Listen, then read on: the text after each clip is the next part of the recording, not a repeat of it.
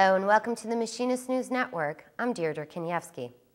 According to the Department of Transportation, a decade ago, airlines outsourced about 10% of their maintenance work. Today, more than 60% of aircraft repairs is sent overseas. Some say this is a huge security risk with no accountability. If the American people understood some of the safety and security issues surrounding foreign repair stations, they would march on Washington with pitchforks. Oversight by FAA of those overseas non-certificated facilities is very thin, if not non-existent in most cases.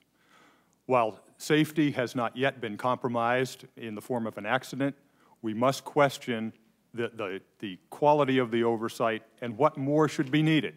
Nobody has ever said to us they can get the work done better overseas. It's always been a cost factor. 760 million people will fly this year. By 2015, that number is expected to hit 1 billion. And the Senate Aviation Committee wants to make sure those people are safe. IAM's General Vice President Robert Roach Jr. testified at a recent hearing about the work machinists sometimes see deemed safe by repair facilities from overseas. Our members have seen aircraft return from repair facilities with flaps rigged improperly, engine fan blades installed backwards, improperly connected ducting that resulted in pressurization problems, airspeed indicator lines disconnected, inoperable thrust reversers, incorrect engine fuse pins installed, and overwing exit emergency slides deactivated. Safety and security are the main issues. Airlines choose whether to use a domestic or international airline repair facility, and the FAA is responsible for oversight of these locations.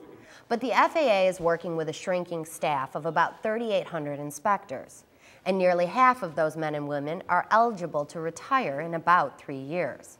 Plus, with the explosion of international travel, inspectors now must travel to repair facilities as far away as China, and that takes time and money. General Vice President Roach says that's not the only problem with inspections. When inspectors are permitted to make a rear inspection of oversight repair stations, they must still give advance notice. Unscheduled surprise inspections like those performed in the United States are necessary to ensure compliance.